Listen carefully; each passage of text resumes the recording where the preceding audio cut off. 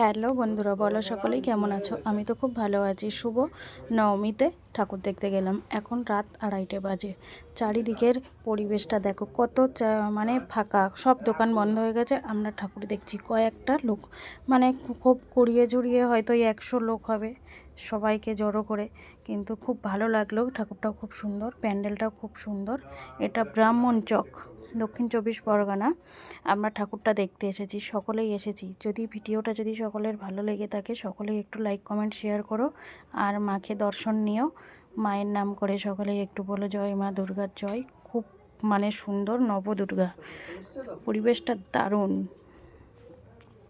মানে সারা রাস্তায় লোক আজকে, মানে ভয়টাও কোনো ব্যাপারই না, সারা রাস্তায় লোকই আছে, কিন্তু অনেক ভিড়টা কম আছে।